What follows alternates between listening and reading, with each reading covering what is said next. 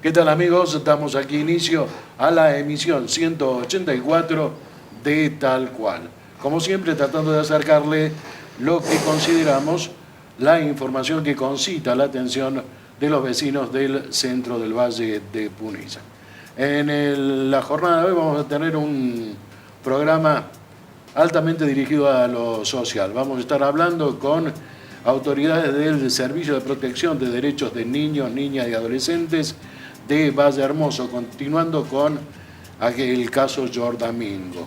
Con posterioridad estaremos hablando con el Servicio de Área de la Mujer, asistencia precisamente a la mujer en situación de riesgo o de violencia de la ciudad de La Falda, y vamos a terminar hablando de este debatido proyecto de la autovía con el doctor René Amsler.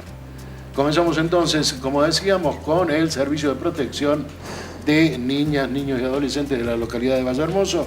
Nos acompañan María Colochini, la abogada de este grupo multidisciplinario que tiene ese municipio, y Magdalena Arias, la psicóloga. Recordamos que han sido artífices desde ese municipio de llevar adelante todo lo que fue la investigación que terminó en la condena de Norberto Peto Jordamingo por corrupción, abuso y corrupción de menores en la localidad. María Colochini, muy buenas tardes, volvemos a tenerla en nuestros estudios, y dígame, ¿cómo hacen para vincular el área de legales con lo que es el área de psicología? En realidad no lo vinculamos, está vinculado. Está vinculado. No hay forma de hacer una asistencia ni a víctimas ni a niños sin tener una mirada interdisciplinaria.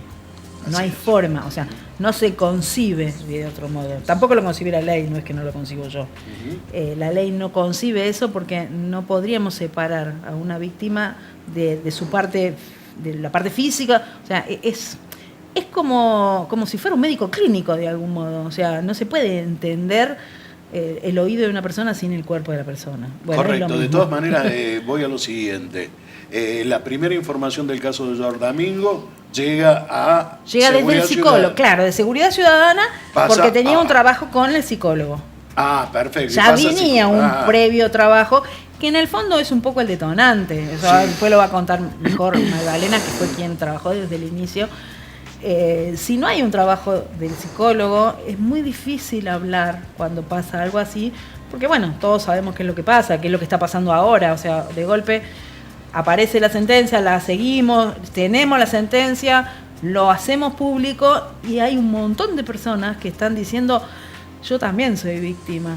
Muchas, más de las que uno, o sea, se confirma aquello que nosotros veníamos estudiando. Yo rescataba precisamente para el diario Ecos de Punilla el hecho de aquel adelanto que usted nos hacía, que sobre un estudio de 200 casos, 200 niños, tenían un 15% que podrían decirse han tenido... Quiero aclarar algo, no Sí. es que Valle Hermoso tiene eso, o sea, estas estadísticas No, claro. confirman las estadísticas que se hacen desde General. Nación, ojo, o sea, el equipo con el que nosotros trabajamos bastante arduamente el tema es el equipo del Ministerio de Justicia de la Nación, un equipo Sí. que está formado hace mucho tiempo y que ya pasaba estas estadísticas, o sea, no estamos diciendo nada nuevo, solamente estamos poniendo el foco en una cosa que ya está. Igual perdón, buenas No, noches. adelante. No, hay una dificultad metodológica en este tipo de estadísticas porque, a ver, al ser, digamos, además culturalmente, históricamente concebidos como hechos de instancia privada, que era lo que estábamos hablando recién, Sí.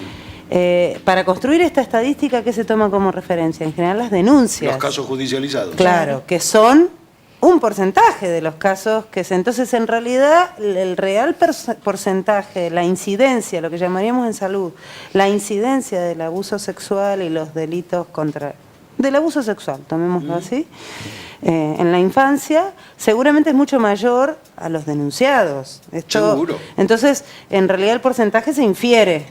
O sea, hay un porcentaje de denuncias y el resto se infiere. Así es, pero de todas maneras creo que una de las labores más complicadas que se dan en estos casos, sobre todo para atenderlo, está en el plano de la psicología. Porque hay que hacer un trabajo previo, hay un trabajo durante la transición y un trabajo posterior. Exacto. Es decir, aquí comenzamos con una patología en definitiva que se va a extender a lo largo del tiempo. ¿Cómo encaras ese trabajo? Bueno, en realidad yo empecé a atender a uno de los niños que realiza la denuncia mucho antes de que él pudiera decir lo que le estaba pasando. Fue un proceso largo, él ya tenía, digamos, indicadores, síntomas, que son algunos típicos, otros particulares de él, porque no son todos típicos, pero sí había una serie de síntomas que ya venía registrando la escuela y por lo tanto yo venía ya trabajando con él. Y en el medio de esta terapia que estábamos haciendo juntos es que él tiene un momento muy disruptivo de una conducta que ya se lo veía muy desbordado, inclusive se veía en el tratamiento y se veía en la escuela y en todos lados, estaba como en un punto muy culminante de ese proceso y él, una de esas noches, que fue inclusive una noche después de una sesión que tuvimos, se lo cuenta a la mamá y ahí, digamos, empieza a desplegarse. Entonces, sí, ahí hubo un antes. Muchas veces ese antes no existe. Digamos, el niño llega ya cuando, con un relato ya del abuso consumado. Como nos está pasando ahora, que tenemos niños que llegan ya con una realidad de abuso y empiezan el tratamiento después de esto. Seguro, pero me decías... En este caso él estaba en tratamiento, él lo dice, se lo cuenta a la Este caso mamá. es bastante específico, Claro, porque es un entendamos que no es un caso con un niño, ¿sí? Sí, o sea, sí, es sí. una persona que tenía una conducta con muchos niños. Entonces, yo creo que Claro. eso, o sea, lo que detona es el tratamiento de él, más allá de que había otros chicos que estaban Claro, pasando por bueno, él situaciones así cuando que no pudieron hablar. claro, de hecho. él Claro. cuando lo cuenta, ya de hecho su hermanita también, atrás de él, se lo cuenta a la mamá, que también era víctima, y lo cuenta una vecina, que es lo que decíamos la otra vez. O sea que estas Se dos fue mamás, ampliando el- se fue ampliando el espectro, y estas dos mamás lo hablan, y ahí es que recurren a seguridad ciudadana y viene todo lo posterior. Bueno, pero ahí comienza un doble problema, para tu caso en particular. Primero, haber receptado y haber podido movilizar al niño en función de preservar su derecho. Pero cuando se entera la mamá, hay que salir a contener, no tan solo a la al mamá, núcleo sino a toda la familiar, familia, claro. Pero digo, acá, a ver, yo soy una de las psicólogas, la otra psicóloga es Daniela López y tenemos un trabajador social que es Fabricio Campagnoli. Y lo hicimos en conjunto, digamos. Mi colega Daniela atendió a la hermana. Y estuvimos, y por supuesto Fabricio trabajó con nivel de la familia, Gabriela también, todos, digamos, ahí El trabajo es empezó interdisciplinario. realmente empezó fuertemente el trabajo interdisciplinario y también el apoyo a estos niños para que pudieran, no solo a nivel psicológico, a nivel familiar, sino a nivel monetario, sustento para que pudieran atravesar todo el proceso, que es en las cámaras GES, en las citaciones, esto que es además enormemente traumático para el chico, para la familia, entonces tratar de minimizar el impacto traumático de todo ese proceso. Es traumático en el momento, pero es reparador a largo plazo. O sea, en el momento es difícil hacer pasar a un niño por todas esas instancias, lo tiene que contar una vez, 2 veces, 3 veces, pero esto decíamos la otra vez, es la base para la reconstitución subjetiva posterior, que haya un acto de justicia, sobre todo además con lo que decíamos la otra vez que charlábamos afuera, que también, y sobre todo en los pueblos chicos, donde se conoce un personaje conocido del barrio, entonces hubo muchas dudas puestas sobre las víctimas. Seguramente era una Y las revictimización. familias de las víctimas de parte del entorno. Seguro. A veces sin mala fe, esto es parte del sentido común. Sí, sí. ¿No? Bueno, estas personas tienen segundas intenciones haciendo estas denuncias. Por ahí no tanto sobre los chicos, pero sí sobre los adultos que los respaldaban. Entonces, aparte convengamos claro, que cuando muchas veces, sobre todo en este tipo de situaciones donde hay corrupción, es un entorno familiar que tiene alguna problemática. Que ya viene con problemas. Exacto. Entonces muchas veces lo que se hace es, bueno, pero es una familia complicada. Bueno, a ver, más allá de que sea una familia complicada, no cambia. Seguro. Los derechos del niño no tienen que ser vulnerados aunque tenga una familia complicada, porque si no, lo estamos vulnerando otra vez. Y a veces en el imaginario colectivo es, pero es una familia complicada. Sí, bueno, perfecto, listo. Pero los niños son niños y tienen derecho a vivir en una familia del mejor modo posible siempre. Entonces, es como que hay que cambiar muchos paradigmas. Esto es, como hablamos hoy a la mañana, esto es un tema cultural. Seguro. Y esto requiere que empecemos a hablar de estas cosas y a decir que pase lo que pase, los niños merecen que los cuidemos porque para eso somos los adultos responsables. Y no ponerlos en el lugar de, bueno, pero el fondo... No es el día de hoy que uno va a hacer una denuncia y lo miran y dicen, ¿y por qué denuncia? ¿Y por qué no denuncia? ¿Y por qué no puedo denunciar? ¿Qué derecho tiene alguien a decirme, no puedes denunciar? Entonces, no está bueno. Y este cambio cultural es importante. Está bien, pero hablamos de adultos. Y los adultos a veces, por cuestiones también culturales, bien sostenidas, que no hacen la denuncia. De todas maneras, tendríamos un Estado que debería hacerse cargo de ello.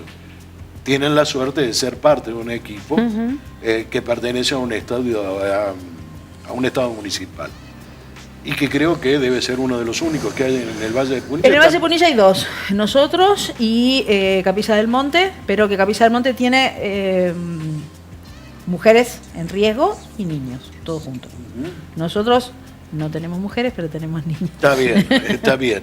Ahora, nada más. La pregunta, sí, nada más. Toda la provincia de Buenos Aires, ayer nos pasó algo, fue muy curioso. Un papá se entera, o sea, se separan y la mamá se lleva al niño a otra provincia, no sabía dónde.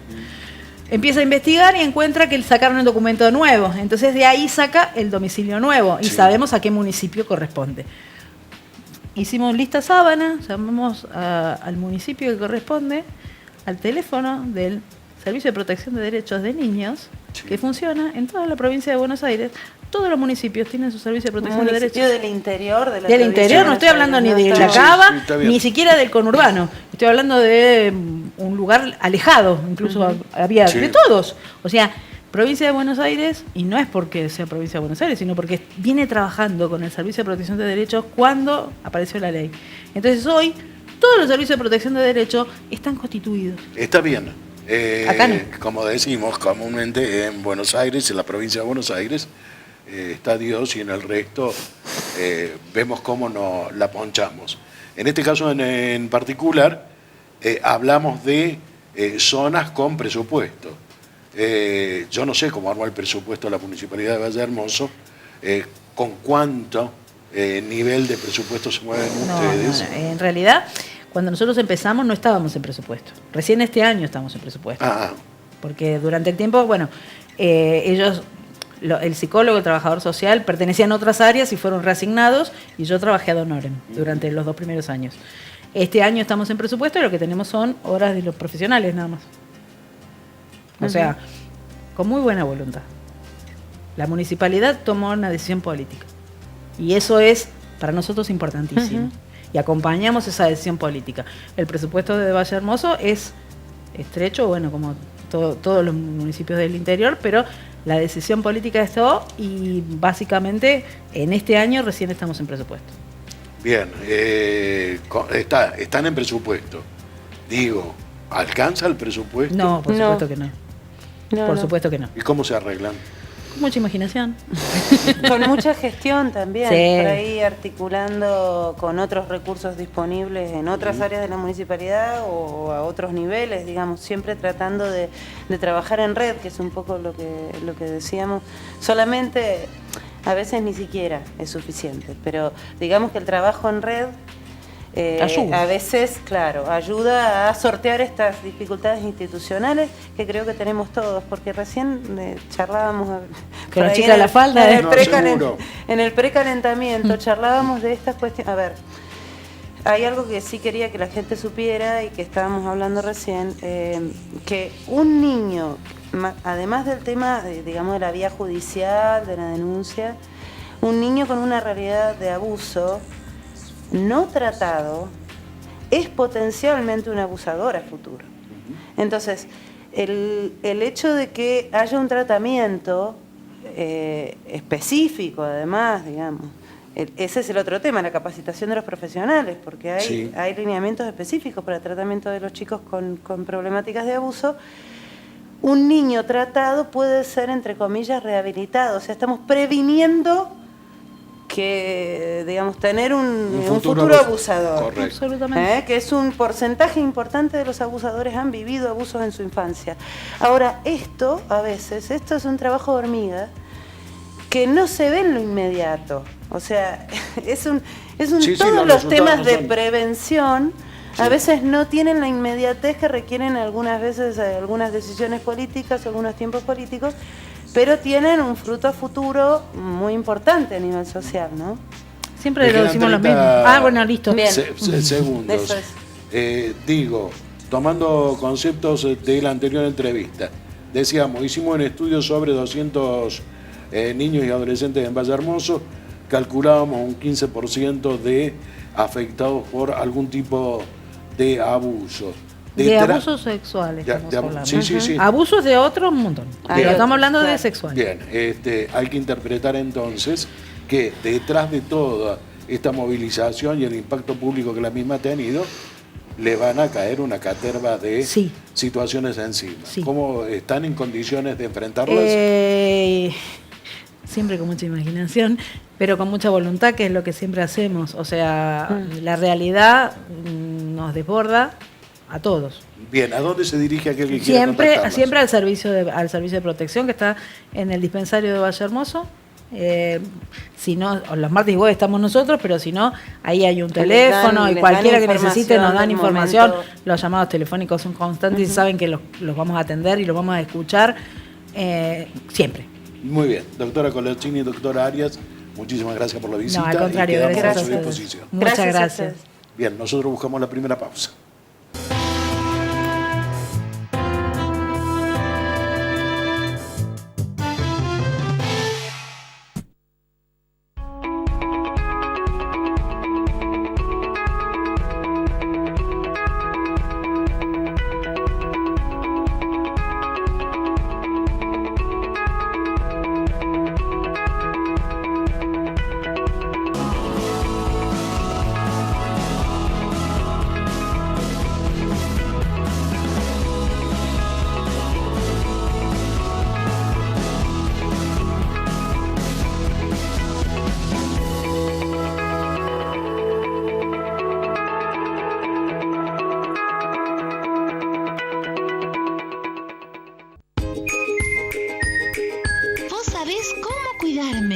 Cuando te duchás, lavás los platos, usás el lavarropas, te lavás las manos y dientes o tenés pérdidas de agua. ¿Vos sabés cómo cuidarme? Cooperativa de Agua de la Falda. Comprometidos con nuestro recurso más valioso.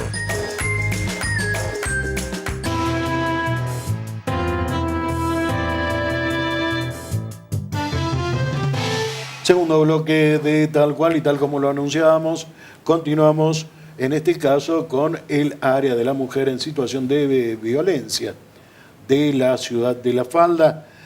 Trabajan también un equipo multidisciplinario. En este caso nos acompaña Paula Canale, psicóloga, y María de las Nieves Ugarte, trabajadora social. Tengan ustedes muy buenas tardes, ¿cómo les va? Buenas tardes. Bien, todo un tema, el de la violencia contra la mujer, que se ha despertado con muchísima fuerza en los últimos tiempos. Exige la participación del Estado. En este caso en concreto, ustedes forman parte de este servicio en la ciudad de La Falda y la experiencia que va marcando en cuanto hacia nuestra sociedad. Comprendo. Sí, en realidad quisiera sumar a lo que acaba de decir que más allá de que hoy por hoy los organismos estatales y privados, que ya vienen trabajando hace mucho, de hecho, están haciendo foco, y en este caso el municipio de La Falda, a través de nosotros, de un apoyo muy grande de lo que es el intendente y la secretaria de Salud, esto es el ingeniero Ardú y de la doctora Gomeñuca. Se abre este espacio a partir del año pasado y se conforma el área de la mujer en situación de violencia por la preocupación que se viene gestando desde hace tiempo y situaciones que son atendidas también desde hace tiempo por el equipo de salud, del municipio. Ahora bien, hacía falta que haya una puerta de entrada y una articulación distinta al interior del municipio y hacia afuera, pero ya con una especificidad sobre el tema, porque, como yo le comentaba fuera del aire, no es lo mismo que sea un área de la mujer a que sea un área de la mujer en situación de violencia. Es bien específico nuestro trabajo y el área en la cual nos estamos abocando. Usted hablaba recién de que esto como que ha resurgido en los últimos tiempos y en realidad es una problemática que viene hace cientos de años de atrás. Inclusive, si vemos lo que es la etiología de la violencia de género, esto viene inclusive de muchos más años, ¿no? ¿Qué quiero decir con esto? Que es cultural, que nos atraviesa culturalmente. Sí, sí. Por eso también el trabajo que venimos desarrollando es una tarea y un trabajo a veces bien visible y otras veces que requiere de un trabajo, por ejemplo, los talleres psicoeducativos que desarrollamos en 5 barrios de La Falda, tratando temáticas puntuales para ir visibilizando lo que significan y dónde están y cómo son, cómo se pueden visualizar y desnaturalizar los hechos de violencia al interior de la familia, en las relaciones vinculares o en la sociedad misma. Seguramente, el trabajo de campo en este caso seguramente está a cargo de la trabajadora social y es quien va encontrando los primeros indicios de esas familias que pueden tener algún tipo de situación de violencia contra la mujer. Tal cual, sí. En las visitas o también en algunas entrevistas con las mujeres se empiezan a visualizar esta problemática y bueno, vamos trabajando con ellas articuladamente también con el área de salud siempre, ¿no? Y desarrollo social. Nosotros acá en el área de la mujer específicamente, yo me aboco al trabajo de los informes socioeconómicos,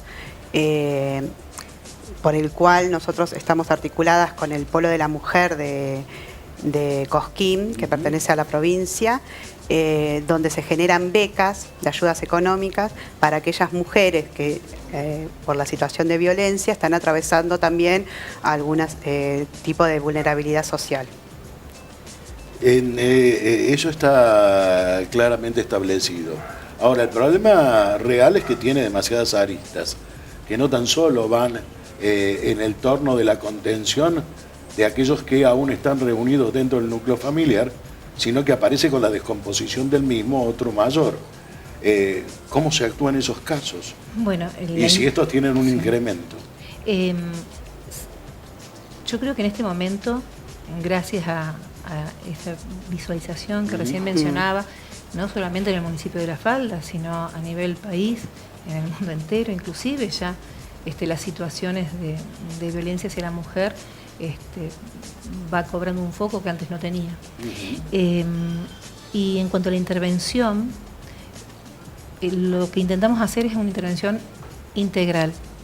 Esto es, si la mujer decide, porque siempre es la mujer la que decide, es la mujer la que decide hacer la denuncia o es la mujer que decide salir de la situación de violencia, ella misma va construyendo con sus propios recursos esta posibilidad de modificar y cambiar su vida para tomar un nuevo rumbo, y es ahí donde intervenimos.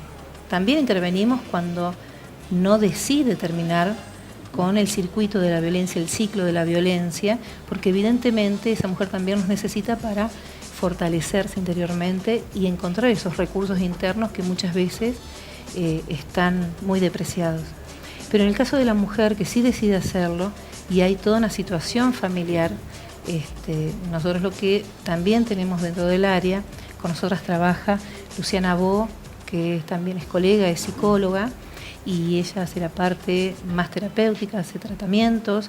Además de Luciana, que está específicamente en el área, están las psicólogas y psicólogos del hospital, quien también nos ayudan y colaboran, que ya lo venían haciendo desde antes inclusive, para atender los casos, no solo a las mujeres en esta situación, sino también a sus hijas o hijos adolescentes, o a las niñas y niños, hijos también, que han padecido de esta situación. O sea que el abordaje intentamos hacerlo de manera más global e intrafamiliar. Y otra cuestión que es fundamental es que estas mujeres también van a los talleres barriales, si bien son abiertos a la comunidad, ahí nadie se entera de la vida de nadie, porque son vivenciales, pero nunca se tratan temáticas que expongan a nadie, son bien cuidados. Son espacios donde las mujeres encuentran también ese fortalecimiento que necesitan para o tomar la decisión para cortar con este ciclo de la violencia o para fortalecerse una vez que han tomado la decisión y poder sostenerla en el tiempo. Bien, estamos hablando de la contención emocional. Y psicológica. Y psicológica. Cuando superamos la instancia nos vamos a encontrar con la necesidad de una cobertura legal y la necesidad de una cobertura en recursos. Y cuando hablo de recursos hablo de económicos. ¿Cómo están trabajando eso? ¿Qué posibilidades tienen? Bueno, recién comentaba mi compañera que en cuanto a las becas que nosotros gestionamos, porque pasa por la aprobación de ese socioeconómico y esa evaluación que hace Nieves, que es como una primera aprobación, para después ir esa documentación a Córdoba y es evaluada en Córdoba por la provincia, porque nosotros gestionamos esta documentación, ellos lo aprueban y ahí ellos otorgan, porque son becas que otorga el Polo de la Mujer, a estas mujeres que están atravesando la situación de violencia. Y las ayudas son bien puntuales como para que materialmente también tengan la posibilidad de salir de la situación. Bien. A nivel legal hay algo muy importante también porque a nivel al interior del municipio articulamos, como decía mi compañera, con desarrollo, con salud permanentemente. Sí. Nosotras pertenecemos a salud, aunque también con la oficina de empleo, con la parte de microemprendimientos y también con la asesora letrada, con Gisela Lieberman. Sí. Ella hace como los primeros auxilios legales, de hecho, con asesoría Va a tu Barrio, ella está integrada a los talleres y la tenemos en muchos de los talleres que vamos desarrollando, pero básicamente para presentarse y participar y disponer también de este primer acompañamiento legal. Y después comienzan también todas las aristas que por las que va pasando la mujer cuando decide denunciar, y digo aristas porque son lugares que técnicamente se llama ruta crítica, esto es por los lugares donde la mujer pasa a la hora de decidir hablar, poner en palabras y hacer la denuncia, policía, unidad judicial, muchas veces hospital. Y dentro de este marco nosotros sabemos que hemos encontrado la necesidad de poder fortalecer todas estas áreas conjuntamente, pues toda una construcción conjunta. Este trabajo en red y articulado es una construcción que se va caminando y lo vamos haciendo todos juntos y aprendiendo también en este cotidiano. Y se ha presentado a Nación, al INAM, porque también trabajamos con INAM, un proyecto que ha sido aprobado, que versa sobre la ruta crítica, donde hay distintos disertantes que van a estar ayornando a todos estos agentes estatales para que las intervenciones sean más asertivas, ¿sí? Y van a estar fortaleciendo al área de la mujer en situación de violencia con 100.000 pesos para poder no solamente comprar mobiliario o ayornarnos en la parte tecnológica, sino que también poder pagarles a estos disertantes, a estos profesionales, especialistas en los temas, para poder hacerlo con mucha mayor profundidad. Bien, ¿cómo se acciona cuando nos encontramos con un hecho de violencia que no estaba dentro del sistema, con el cual no habían tenido contacto y que requiere de la máxima atención?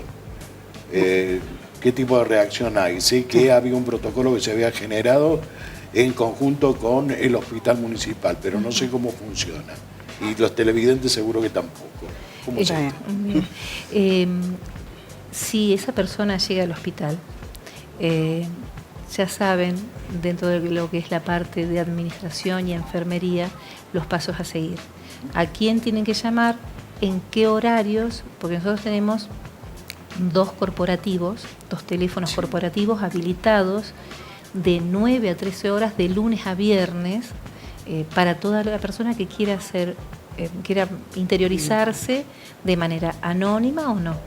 Y por otro lado, si llega al hospital en alguna situación como de las que estamos hablando, ellos saben, ya, de hecho yo hago así porque sí.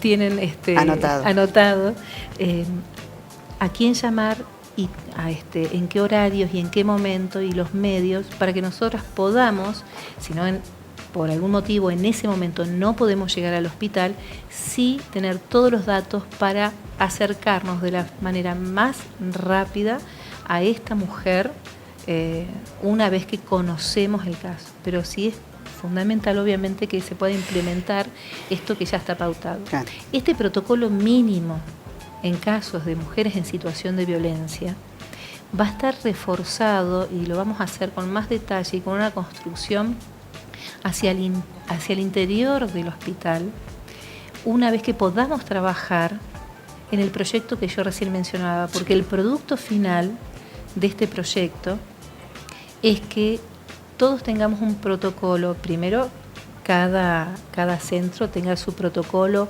específico, y por otro lado, que podamos trabajar mancomunadamente. O sea, que el hospital, porque ya saben qué tienen que hacer, pero otra cosa es que todos en conjunto podamos hacer un protocolo más detallado, más aceitado, para que sea más ágil los pasos a seguir. Para que la respuesta sea acorde. ¿Cómo? Para que la respuesta sea acorde a cada caso particular. Práctica, pragmática, y que todos lo conozcan. Ya hay un protocolo mínimo. Claro. Aunque sabemos bien que hay que perfeccionarlo. Sí, lo que yo iba a decir, que es importante que en este protocolo se entienda que después de ver a la mujer en situación de violencia, lo importante es la denuncia en la unidad judicial. Inmediato, claro. ¿Entendés? Entonces, como sabemos que hay casos en que por diversos motivos, en algunas cuestiones no quieren tomar la denuncia porque o no les encuadra a ellos, muchas veces se ha acompañado a las mujeres a la unidad judicial como para reforzar y que la denuncia sea tenida en cuenta dentro de la ley que saca, la ley de violencia familiar. Bien, si bien es cierto que estamos hablando de un instituto joven, estamos hablando de 1 año y fracción de funcionamiento, vos que tenés el contacto directo a través del trabajo de campo, pregunto si se están haciendo estadísticas Y si no se están haciendo, ¿qué proyección tenés si tenemos un incremento permanente, si está mesetado?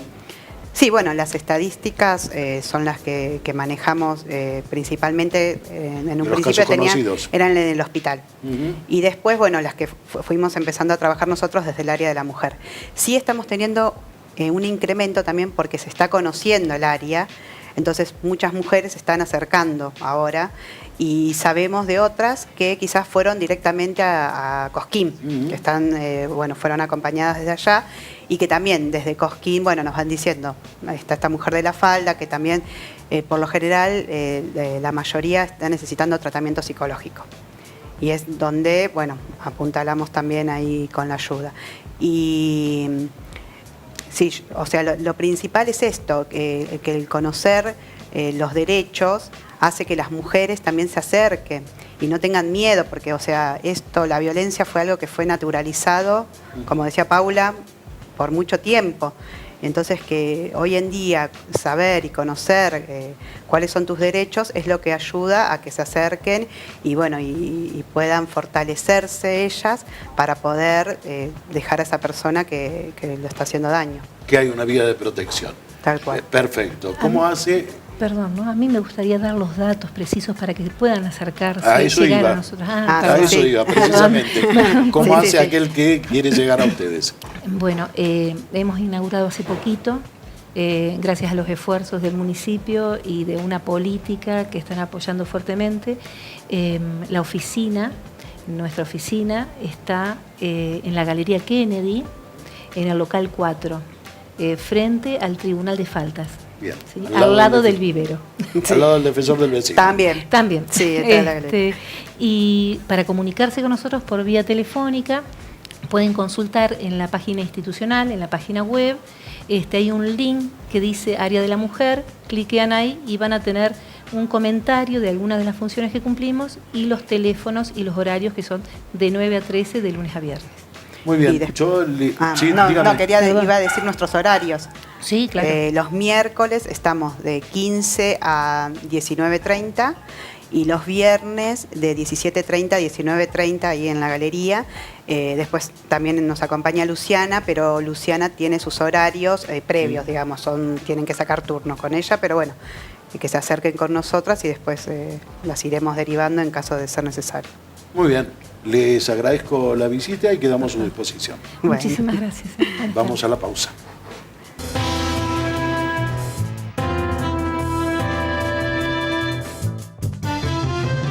¿Tenés sed?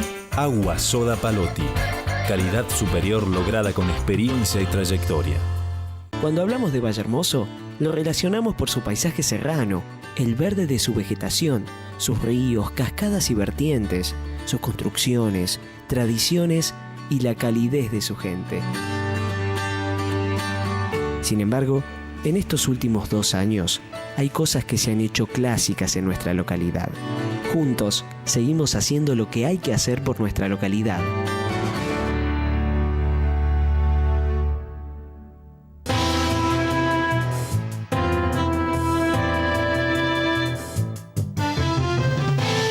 Bien, vamos cerrando nuestro contacto de hoy. En este caso lo vamos a hacer con el doctor René Amsler, abogado que está dentro de la rama del ambientalismo, que ha tenido un protagonismo en esta discusión, debate que se mantiene en el Valle de Punilla por la autovía de montaña. Una autovía de montaña que venía siendo discutida previo al inicio de la audiencia pública, que iniciada la misma tuvo el protagonismo esencial en su primera jornada de prácticamente todas las autoridades políticas del departamento, que con posterioridad han tenido el reclamo de no asistir a las siguientes audiencias para escuchar precisamente los planteos opositores, o no tanto, que tiene la ciudadanía. En ese interregno apareció la discusión firme de científicos, biólogos, ingenieros que determinan falencias en el proyecto. Sobre todo en lo que hace a su traza y el impacto ecológico ambiental, que se ve agravado por tener que trabajar en el terreno de un asentamiento de uranio, que el gobierno provincial dice no se va a tocar, pero que los ingenieros especialistas dicen que, observada la traza del proyecto, se habla de un movimiento importantísimo de toneladas que establecen el alrededor de 40.000 camiones. Todo ello unido a la emanación de gas radón que afectaría seguramente a los habitantes cercanos, y en el caso concreto del movimiento de tierra con uranio afectaría a las napas. Todo esto lo hemos venido conociendo y hemos llegado a una instancia difícil, tal vez para el sostén de este proyecto, que ha sido que la Universidad de Córdoba ya 10 días atrás sacaba un documento alejándose del proyecto en definitiva, y en las últimas horas el vicerrector ha hecho público que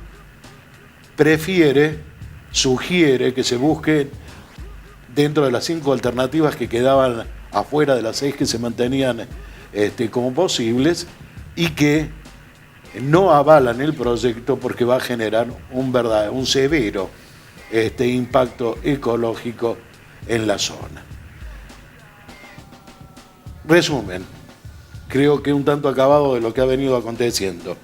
¿Cómo estás viviendo estas instancias? Bien.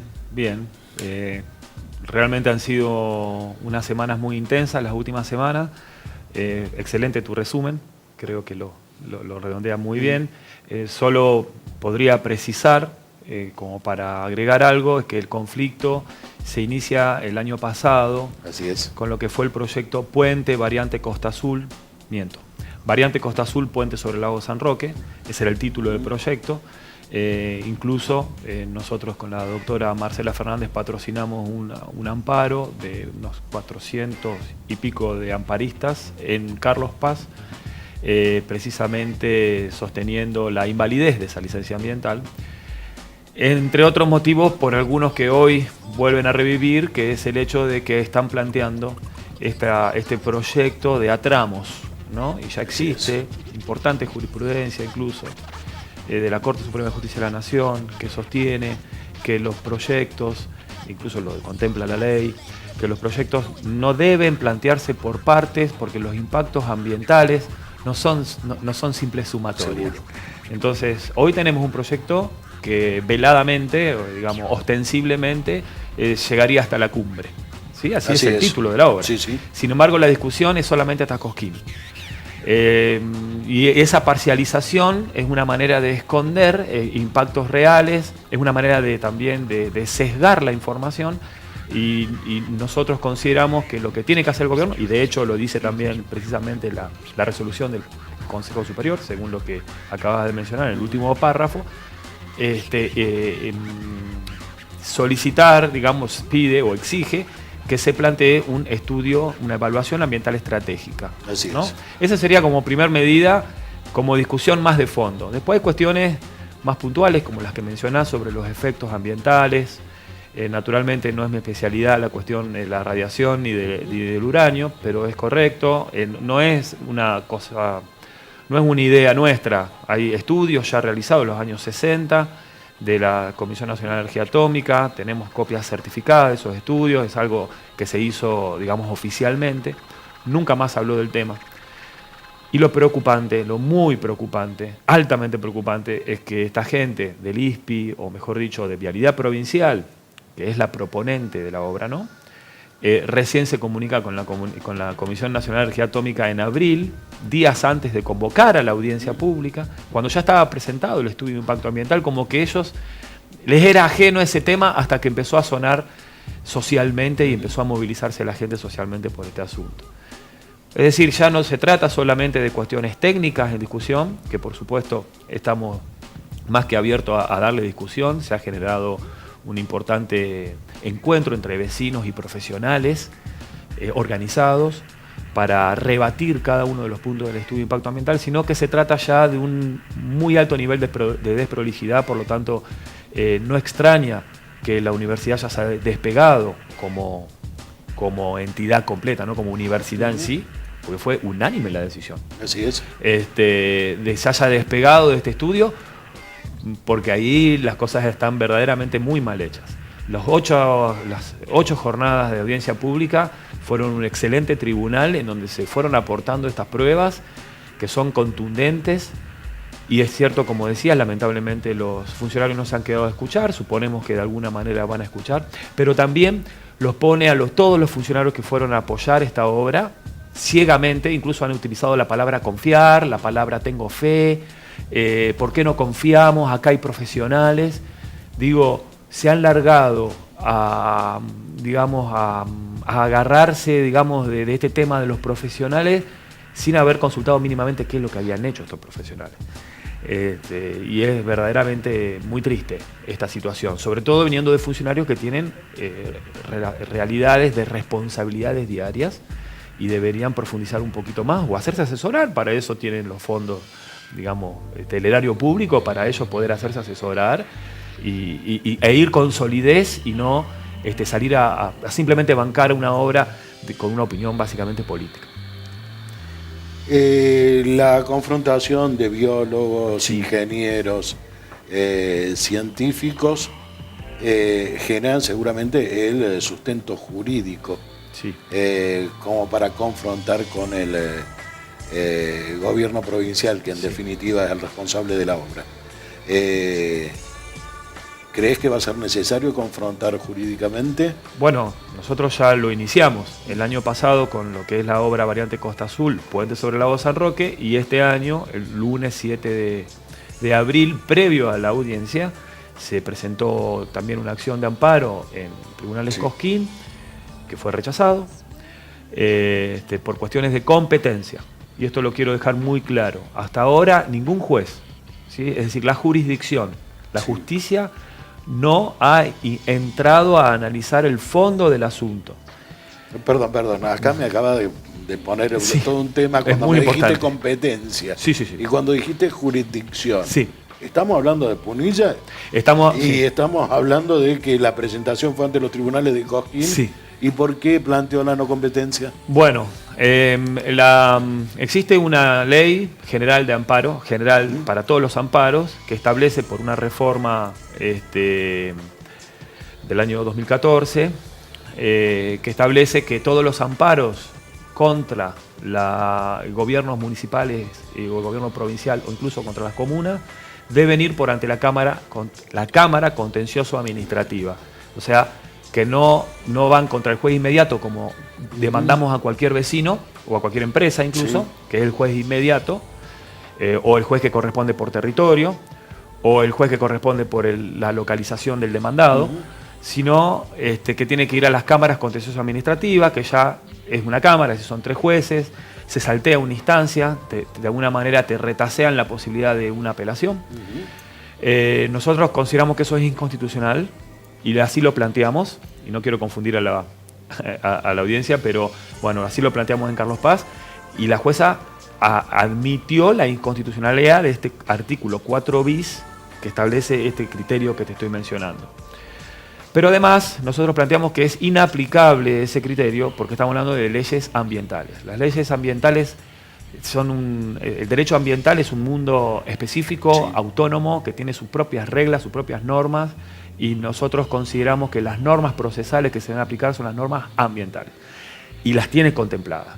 La norma del juez inmediato, el artículo 72 de la Ley de Ambiente 10.208, lo plantea con claridad. No imponer restricciones, no debe haber restricciones de ninguna especie para poder acceder a la jurisdicción, porque somos los vecinos, con nuestros fondos y con nuestra energía que lo hacemos. Acá no estamos buscando por un bien particular, nadie está buscando beneficiarse individualmente, sino que lo que pretendemos es evitar un daño general. Lamentablemente los jueces no se hacen eco todavía de estos criterios, y en este caso de Cosquín, el juez Premoli se consideró incompetente y nos deriva, por decir así, a la Cámara de Contencioso Administrativa de Cruz del Eje. Fuimos a Cruz del Eje, de todas maneras. Y en Cruz del Eje consideran que lo que corresponde es que atienda el juez que previno. Es decir, de todos lados nos van echando. Y esto para que quede muy claro, ¿qué está pasando con la jurisdicción? No estamos hablando de una pavada. El juez Premoli tiene a 500 metros el uranio y el yacimiento que va a pasar y tiene a sus empleados trabajando en un lugar en donde estamos diciéndole, advierta señor juez, las enormes irregularidades cuando se trata de algo tan delicado como el uranio que hay detrás de este asunto, la poca atención que le han puesto, la desprolijidad con la que han manejado el asunto. Esto merece una medida cautelar ya. De hecho, lo que pedimos fue suspender la audiencia. No porque no tuviéramos vocación participativa, nada más maravilloso. Quedó demostrado. Quedó demostrado. Sino al demostrado. contrario, porque creemos que nos parecía un dispendio, digamos, de energía, generar una audiencia por algo que ya de entrada consideramos que tiene enormes visos de ilegalidad y que no puede prosperar. Este es un poco el criterio por los cuales interpusimos los amparos, no hicieron lugar, no se suspendió la audiencia, bueno, fuimos a la audiencia, pasó lo que pasó, que fue realmente algo maravilloso, desde el punto de vista que se mire, digamos, saberse incluido en una sociedad que es capaz de movilizarse de tal manera, con argumentos técnicos, con argumentos científicos, pero también con su corazón, con su sentimiento, con su poesía, con su canción, con su color. Es algo realmente maravilloso porque significa que la sociedad está dispuesta a participar cuando siente que se ve amenazada, y eso es algo que nos garantiza a todos la posibilidad de una calidad de vida superior. Si estuviéramos todos dormidos, hubiera pasado la audiencia, no iba nadie, hoy teníamos una licencia ambiental y acá no pasó nada. Podríamos decirle que precisamente nos encontramos ante un caso emblemático, sí, por la participación ciudadana que tiene desde prácticamente todo el corredor, sí, que incluye figuras que habitualmente están lejos. Se escuchaba y veía el planteo realizado por la Asociación Argentina de Actores y la sí, Cordobesa, sí, a Peteco Carabajal, a Rally Barrio Nuevo, a Doña Jovita, y todo eso va generando una movilización por demás significativa. Está bien. Sí, la participación ha sido excelente. Bueno, 80% votó en contra. Se manifestó en contra, argumentando además por qué. Digamos, no se trata solamente acá de una cuestión electoral, se trata de quienes participaron, de los que participaron, el 80% es inédito. Está bien, sí, absolutamente inédito. Sí. Ahora, plantémonos lo siguiente. Sí. Estamos en esta instancia con un gobierno que todavía no sabemos si escucha o no escucha. Y la pregunta es, ¿están en contra de esta traza? Absolutamente. La pregunta es, ¿están de acuerdo con la necesidad de una traza alternativa a la Ruta 38? Y en ese caso, sí los conocen porque hablamos, todo el mundo habla de 5 opciones más, pero Así nadie es. las conoce. ¿Cómo es el tema? No, se pueden conocer a la perfección porque están descriptas en el estudio de impacto ambiental. No es algo que hay que ir a buscar a un lugar difícil. Es un link de internet, digamos, está en la página web donde que se puede acceder.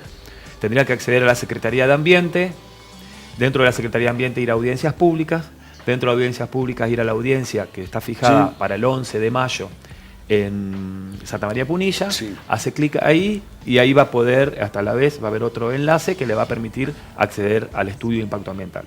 Son muchas carpetas, son muchos archivos. Dentro de esos archivos hay uno que se llama evaluación comparada de las alternativas.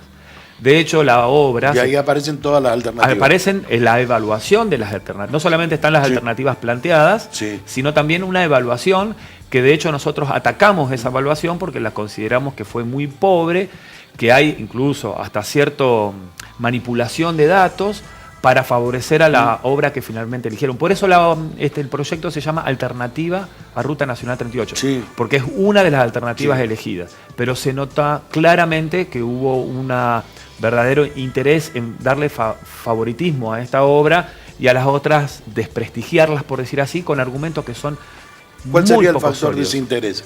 El factor, por ejemplo, que han utilizado ha sido el factor de conectividad o el tiempo de recorrido. Es decir, bueno, en la autovía de montaña vamos a demorar 2 minutos menos.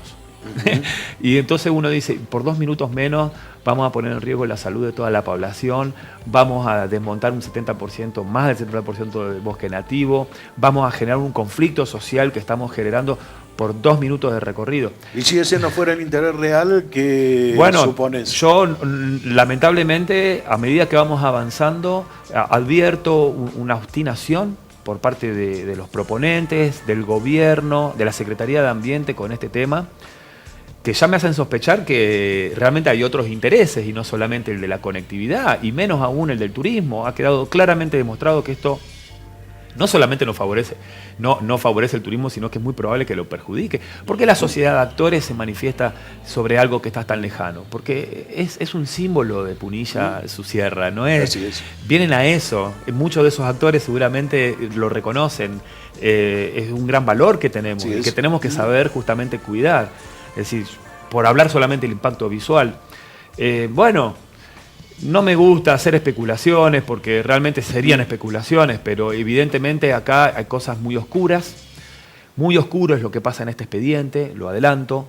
Por eso los jueces no se están metiendo en el fondo del asunto, pero alguno lo va a tener que mirar. Bueno, alguno lo va a tener que mirar. Yo creo que detrás de la exposición que generaron en la universidad, el proyecto queda prácticamente discutible en todas sus aristas. Sí, queda discutible porque no solamente la universidad no solo se despegó, sino que hizo un análisis concreto, pidió que se evaluaran las otras alternativas, quiero aclarar. Sí. Las otras alternativas no se evalúan desde el punto de vista ambiental, simplemente se describen y sí se evalúa desde el punto de vista ambiental la alternativa elegida, que es la peor, la que consideramos peor, y los elementos que se tuvieron en cuenta, que lo tuvo en cuenta la Comisión Técnica Interdisciplinaria, lo dice claramente en un párrafo.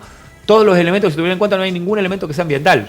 No dice, bueno, no, elegimos esta traza porque ambientalmente, en realidad, si bien vamos a destruir el bosque nativo, ponele, la traza por el oeste significa una barrera que va... No, ni siquiera. Es decir, solamente por cuestiones económicas o de conectividad. Y hablando de lo económico, también es falso, porque, digamos, ahora están planteando, no ahora, no quiero robar más tiempo porque llevaría bastante tiempo describir este tema de la CENEA y los aspectos formales, que son lo que conozco, después de haber visto el expediente. Se habla de que la defensa de ellos es no vamos a tocar el yacimiento, vamos a rellenar. Perfecto, yo lo podía aceptar, y hasta ahí nomás, pero podría aceptarlo en el llano, ¿no? En una hipótesis de un terreno completamente llano. Ahora, en estos terrenos es imposible imaginar que no haya movimiento de suelo. Pero aún si así fuera, que no haya movimiento de suelo y lo terraplenaran, lo tienen que hacer con material estéril. Es decir, no solamente van a ser 40.000 o más camiones, sino que lo tienen que traer de otro lado, no pueden remover de ahí y rellenar. Entonces, digo, eso ni siquiera está planteado económicamente. Entonces, es falso que sea la mejor opción económica. No solamente desde ese punto de vista, desde muchos otros puntos de vista, claramente eso es un argumento falso. Y hasta te digo, han manipulado los datos, esto lo manifestó Copta claramente en sus primeras críticas, cuando aparece esta evaluación comparada, arman el cuadro y dicen, bueno, en esta alternativa voy a durar tanto, son tantos kilómetros, duró tanto, en esta tantos kilómetros, duró tanto. Y cuando habla de la alternativa elegida, en lugar de poner los 14,3 kilómetros, que es la traza y la longitud, ponen 11 kilómetros. Es decir, obviamente te van a cambiar todos los números a favor de esa traza y van a reducir los tiempos. Entonces, la pregunta es, ¿estas manipulaciones han sido tendenciosas? Todo esto, decir que es para el turismo, pero tener otro objetivo, llámese explotación del uranio o no sé cuál, o lo que fuese, ha sido tendencioso porque estamos hablando de engañar ya a toda la población, de generar un ardid para llevar a una población a engaño. Entonces, más allá de las medidas que correspondan, si a algún fiscal se le ocurre tomar este caso, si los jueces en definitiva van a ir al fondo o no del asunto, estamos hasta en un escándalo político, ya no solamente ambiental, de un tamaño importante. René, lo dejamos ahí, seguramente vamos a tener hacia adelante y en el corto tiempo la posibilidad de reunirnos nuevamente para tratar de responder esta pregunta, sobre todo la última, si la búsqueda es la explotación del uranio. Esperemos que no. Muchísimas gracias. Muy bien. Y nosotros nos despedimos. Volvemos a encontrarnos la semana venidera. Hasta entonces.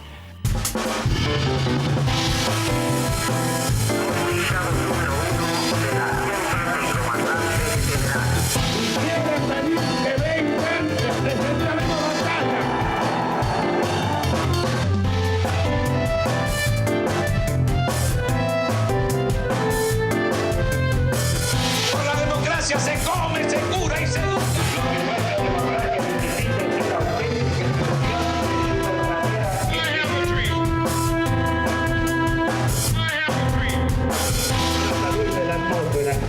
Se van a remontar.